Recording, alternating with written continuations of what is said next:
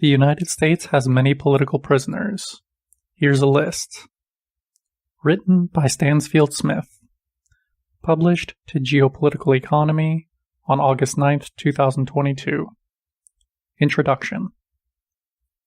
The U.S. government holds many political prisoners, including journalists, national security state whistleblowers, Black, Indigenous, and Latino revolutionaries, foreign diplomats, Muslims detained without trial, women who defended themselves from attacks, and environmental activists. Picture. Just a few of the political prisoners in the United States, from top left to bottom right. Mumia Abu-Jamal, Julian Assange, Alex Saab, Leonard Peltier, Joy Powell, Veronza Bowers. The United States constantly accuses its adversaries of holding political prisoners, while insisting it has none of its own. But for its entire history, the U.S. government has used incarceration of its political opponents as a tool to crush dissent and advance the interests of economic elites. Well-known cases are those entrapped or framed in U.S. national security state sting operations, or imprisoned with extreme sentences for a minor offense because of their political activism, such as Black revolutionary George Jackson. Each period of struggle by the working class and oppressed peoples against ruling class control results in some activists locked up for their revolutionary work. Political prisoner has often meant those revolutionaries jailed for fighting their national oppression, as is the case with a great number of Black Panthers.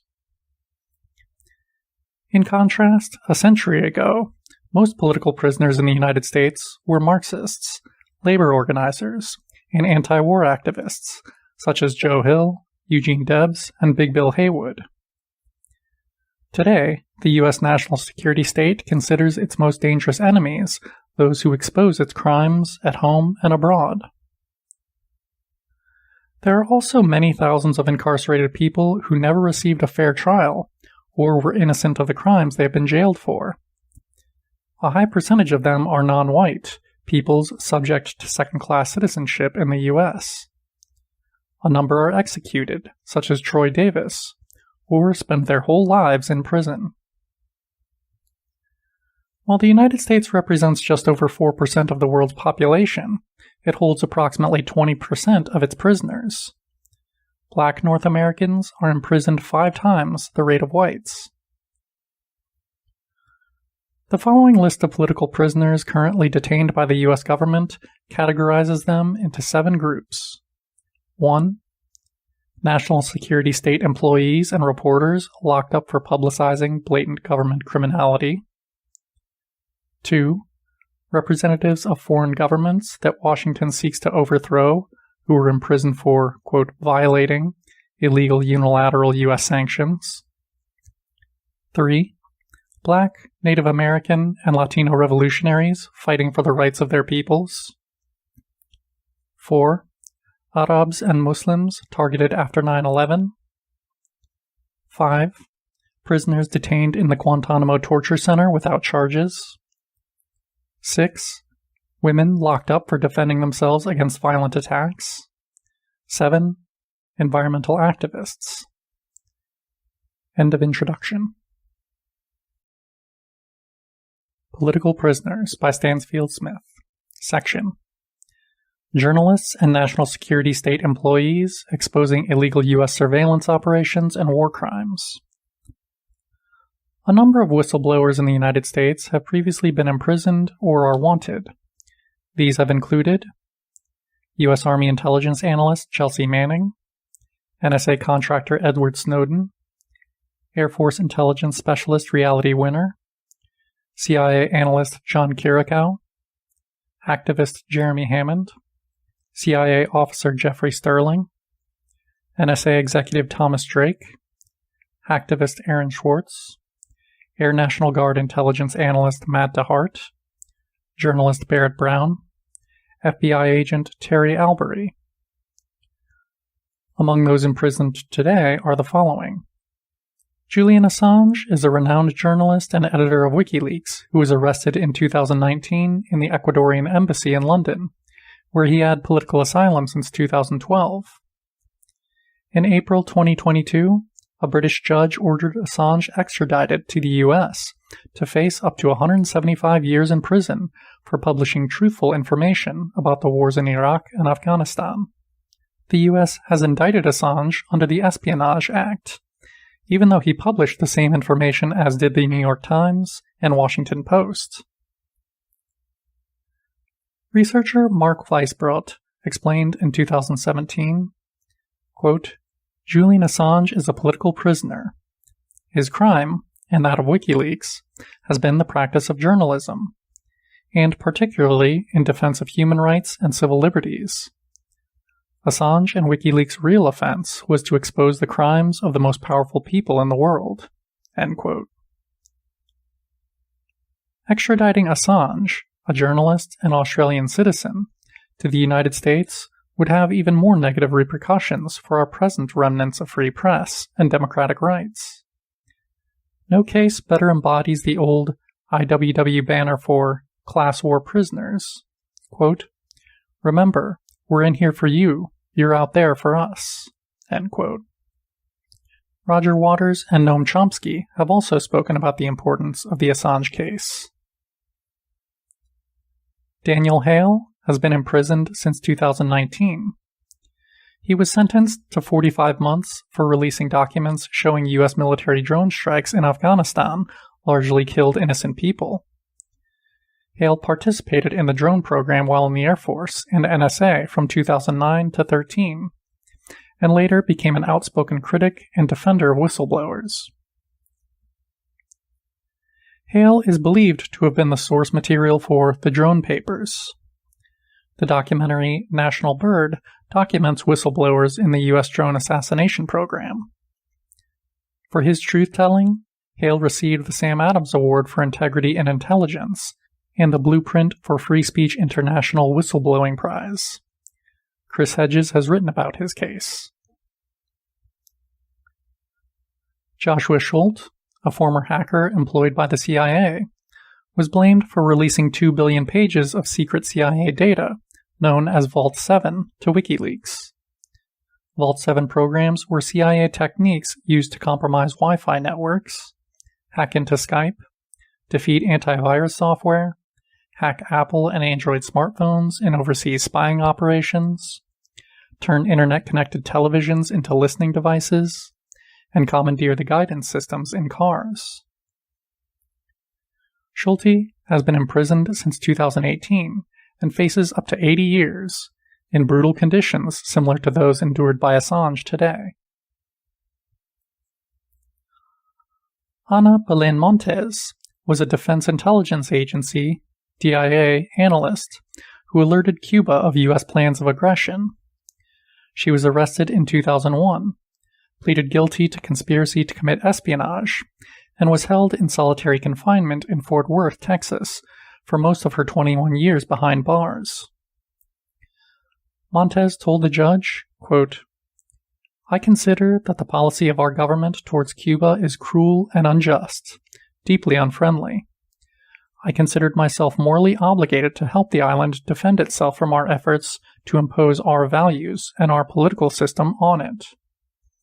We have displayed intolerance and contempt for Cuba for 4 decades.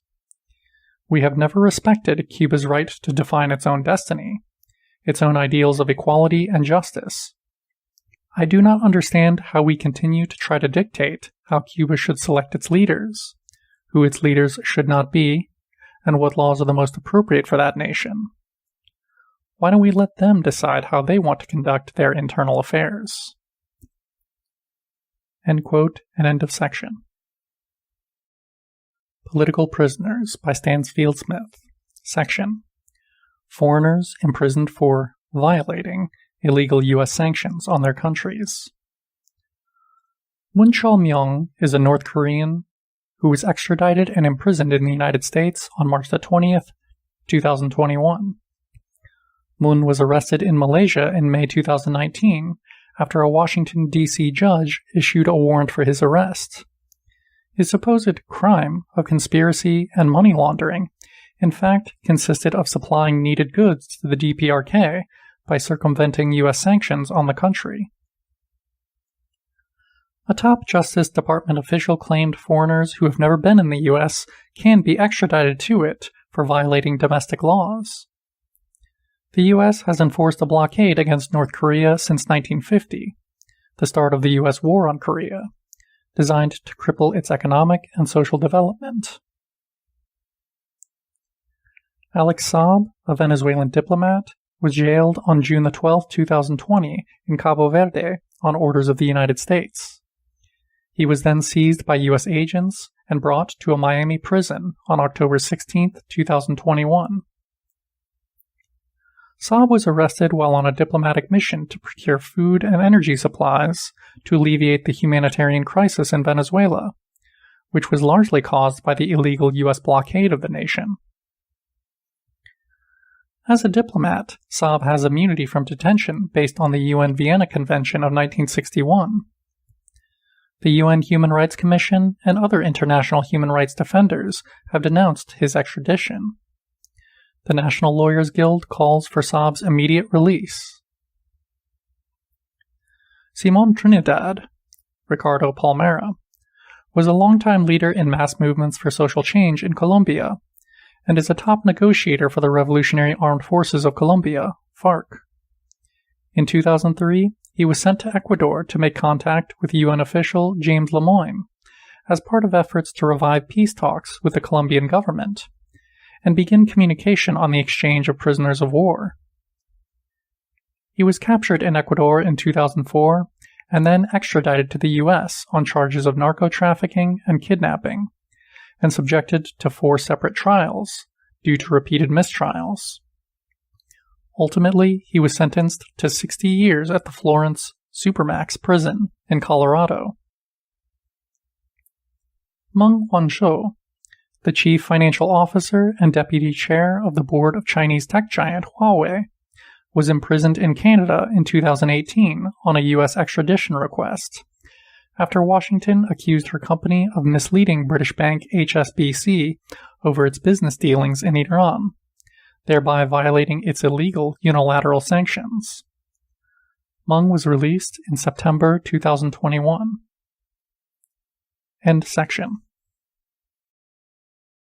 Political Prisoners by Stansfield Smith. Section. Fighters for their people's national oppression against second-class citizenship. Many black political prisoners in the United States were targets of the police state's counterintelligence program, COINTELPRO, in the 1960s and 70s, when the FBI sought to destroy the movement for black freedom. As journalist Glenn Ford explained, quote, "If you attempt to lead black people on an independent political path, the U.S. state will seek to neutralize you, imprison you, or kill you. If you exercise your right to defend yourself and your people from the oppressive arm of the state, they make you into an outlaw and hunt you down." End quote. The FBI said its goals in COINTELPRO were to, quote, "expose, disrupt, misdirect, discredit, or otherwise neutralize," adding that, quote, "no opportunity must be missed to exploit through counterintelligence techniques for maximum effectiveness, and a final goal should be to prevent the long-range growth of militant black organizations, especially among youth." End quote. The police state operation against black liberation resulted in at least 38 Black Panther Party members being killed, including Fred Hampton and Mark Clark, with hundreds more imprisoned on frame-up charges for their armed self-defense actions, several for more than 45 years. The website Members of the Black Panther Party Still Imprisoned registered the number incarcerated in 2014, although several have died since then. The films The FBI's War on Black America and COINTELPRO 101 document the police state's dirty work. Those currently imprisoned include Mumia Abu-Jamal is the most prominent former Black Panther political prisoner. In 1981, COINTELPRO style, he was sentenced to death for the murder of a Philadelphia cop. Judge Albert Sabo, who ruled in his case and in his appeals, was heard by a court reporter to state, quote, "I'm going to help them fry the N-word," end quote. Black jurors were excluded. Witnesses were bribed and threatened to lie on the stand. Documents were hidden in the state prosecutor's office. Mumia was an organizer and campaigner against police abuses in the black community, and was the president of the Association of Black Journalists.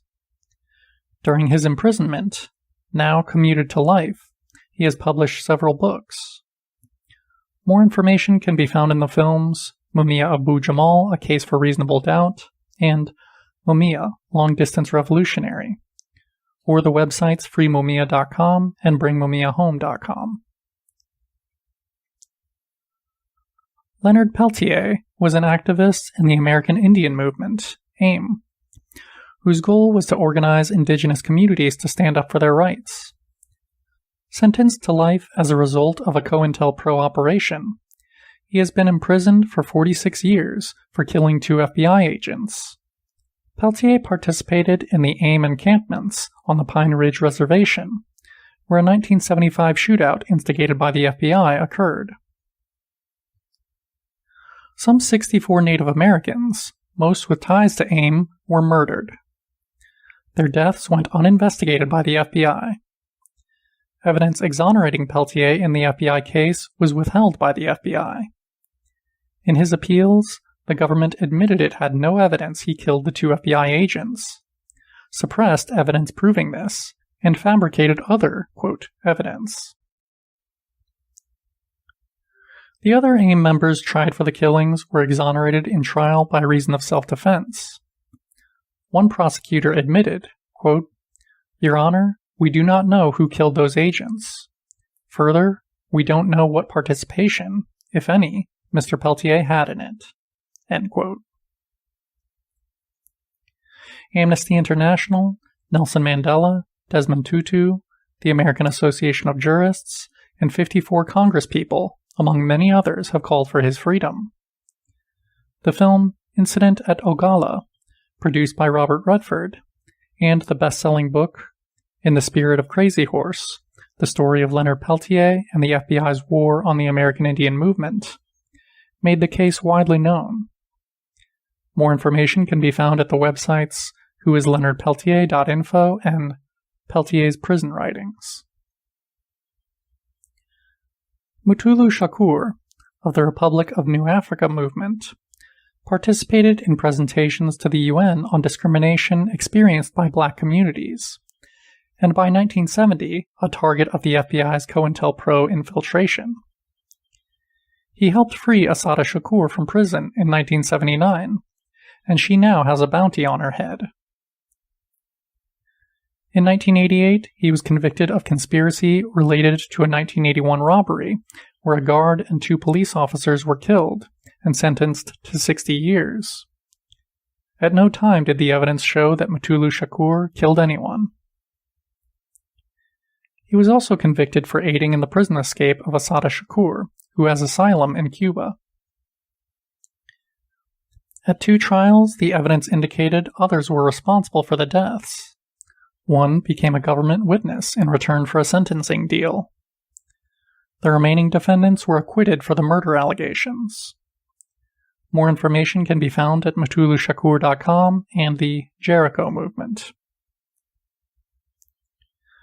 Jamil Abdullah Al-Amin, H. Rap Brown, was chairman of the Student Nonviolent Coordinating Committee, SNCC, SNCC, and a Black Panther leader.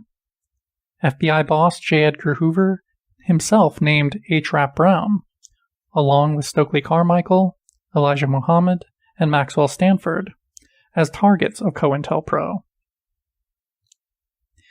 In an October 1971 standoff with police, he was shot and seized, and spent 5 years in Attica prison. From 1992 to 7, the FBI closely surveilled Al-Amin, generating pages of 44,000 documents. In 2000, 2 sheriffs came to Al-Amin's store with a warrant for failure to appear in court for a case later thrown out. Both were shot and one killed. Al-Amin was sentenced to life without parole, even though Otis Jackson confessed to the shootings. More information is available at whathappenedtorap.com. Veronza Bowers was an organizer in the Black Panther Party in the late 1960s. He has been imprisoned for 49 years for the murder of a U.S. park ranger, on the word of 2 government informers. There were no eyewitnesses and no other independent evidence. See more at veronza.org and prisonersolidarity.com. Ed Poindexter and Mondo Wilonga, who died in prison in 2016, were leaders of the Black Panthers in Omaha, Nebraska in the 1960s, and targets of COINTELPRO. Both men were given life sentences on charges of killing a policeman. They were convicted on the testimony of a teenager who was beaten by the police and threatened with the electric chair if he did not incriminate Poindexter and Mondo. Amnesty International has identified them as prisoners of conscience. Poindexter has been imprisoned for 52 years. The book Framed, J. Edgar Hoover, COINTELPRO, and the Omaha 2 Story, and the documentary Ed Poindexter and Mondo Wilonga offer more information. Kamau Sadiki, Freddie Hilton, was a member of the Black Panther Party and Black Liberation Army, and close to Assata Shakur. He has been imprisoned since 2002 for a 1971 murder of a police officer.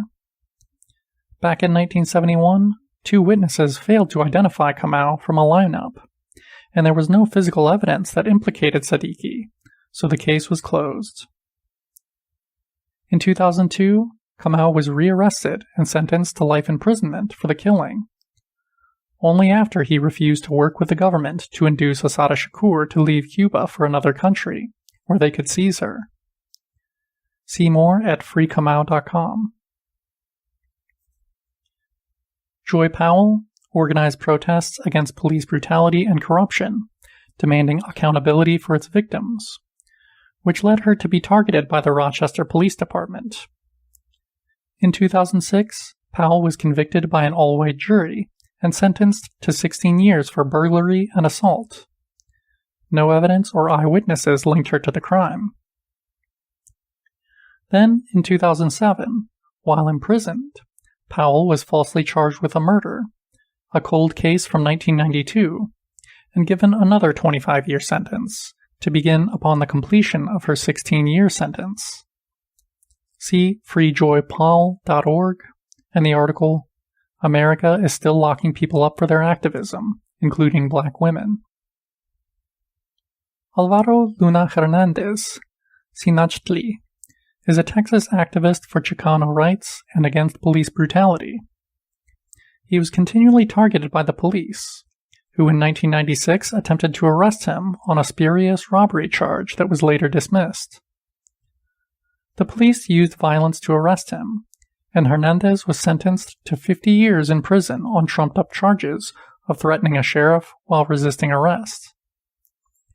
More information can be found at freealvaro.net and prisonersolidarity.com. Other political prisoners include Ruchel Sink Magee, Fred Mohammed Burton, Ronald Reed, Kenny Zulu Whitmore. More information is available at the Prison Activist Resource Center, Jericho Movement, freedomarchives.org, spiritofmandela.org, and prisonersolidarity.com. End of section. Stansfield Smith, Political Prisoners. Section. Arab and Muslims targeted in police state attacks on their communities. The Coalition for Civil Freedoms published a report in 2021 titled The Terror Trap: The Impact of the War on Terror on Muslim Communities. It explains, beginning of long quote, more than half of all alleged terrorism cases involved the use of paid informants, who were usually responsible for concocting the plots in collusion with the FBI. Sensationalistic media coverage of the most high-profile cases almost never made mention of the fact that these terrorist conspiracies were the work of FBI informants. The FBI has built a network of more than 15,000 registered informants, whose primary purpose is to infiltrate Muslim communities to create and facilitate phony terrorist plots, so that the Bureau can then claim it is winning the war on terror. The FBI engaged in a witch hunt, convicting hundreds of Muslims on pretext terrorism charges, even though the government knew that the defendants were not in communication with international terrorists, had not injured a single person or piece of property, and had no means to carry out a terrorist attack even if they wanted to. For the government to tell the truth about the convictions would have undercut their own prosecutions, and exposed hundreds of Muslim convictions for the sham that they were.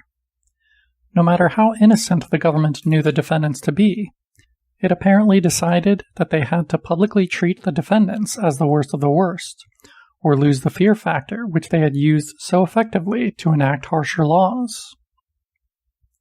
End of long quote.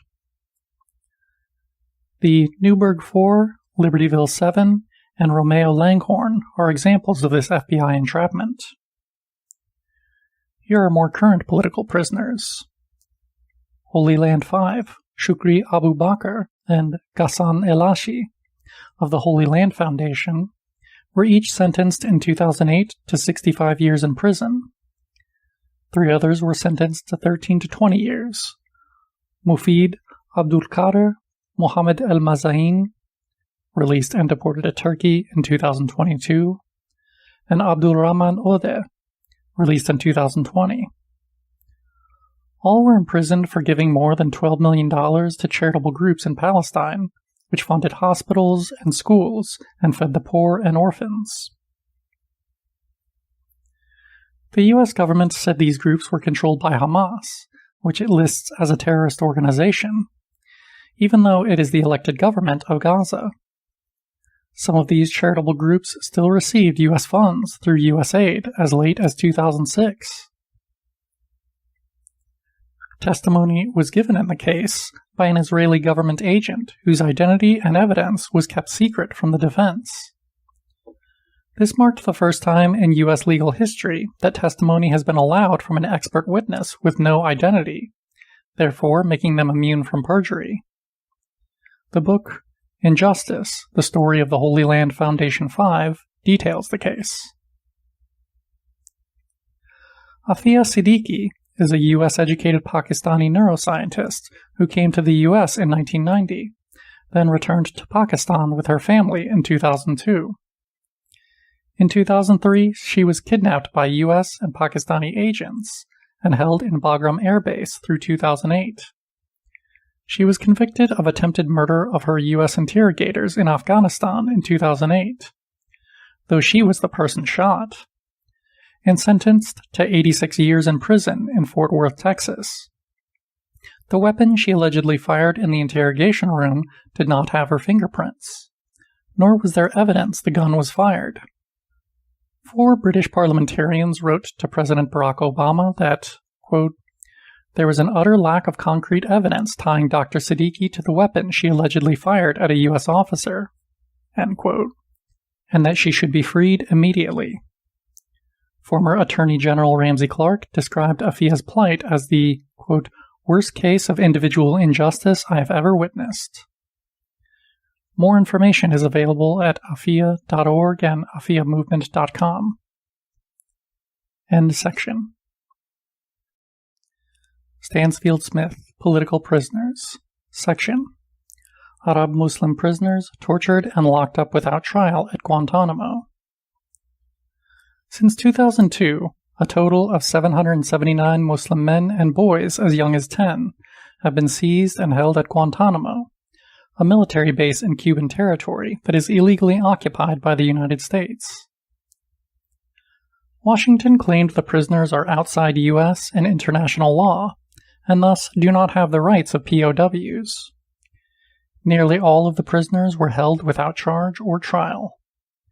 Many were tortured to produce a compliant, quote, learned helplessness, the goal of former U.S. slave breaking. Some detainees were even tortured to death. In 2003, 23 prisoners attempted suicide in a mass protest against their abuse. The torture was directed by two psychologists, James E. Mitchell and Bruce Jessen. By any definition of political prisoner, most political prisoners in Cuba are at the U.S. Military Torture Center at Guantanamo. Today, there are still 36 prisoners, only 11 of whom have been charged with war crimes, while just 2 have been convicted, and by, quote, military commissions, which Amnesty International declared do not meet fair trial standards. Another 20 have been approved for release but remain locked up. 5 detainees are forever prisoners, held without charge or trial, but not to be released. The websites closeguantanamo.org and witnessagainsttorture.com and films The Report and The Mauritian provide more information. End section. Stansfield Smith, section. Women Fighting Patriarchal Sexist Violence. Nearly 3 in 10 women in the United States have endured male physical violence or stalking by a partner. Nearly 1 in 5 women are raped in their lifetime. Almost 4 women are killed a day by a male partner. Half of all women murdered are killed by men they know intimately. Yet hundreds of women are in prison for killing their abuser in self-defense. The U.S. legal system treats these as individual cases, not for what it is, the systematic patriarchal violence against women as an oppressed group. The website Survived and Punished and Defend Survivors provide more information about this problem. Marissa Alexander, a black woman from Florida, was sentenced to 20 years in 2013 for firing a warning shot inside her home to ward off her brutal husband, against whom she had an order of protection. Her affirmation that Florida's Stand Your Ground law applied to her because she was defending herself was rejected. The same year, George Zimmerman was found not guilty of murdering Trayvon Martin based on that same law. National protests finally freed her in 2017. Fran Thompson was an environmental activist in Nebraska. She has been in jail for 30 years for murder, sentenced to life without parole. She had defended herself, killing a man who was threatening to sexually assault her after he broke into her home. She was also targeted because of her environmental work, and was not allowed to plead self-defense. Thompson had taken on the prosecutor and local government during her activism, having organized against 2 big projects, an egg factory and a nuclear waste facility, which would have brought the county big profits. Madison George has been imprisoned since July 2020. She was given a 6.5-year sentence for defending herself from sexual assault by a white man.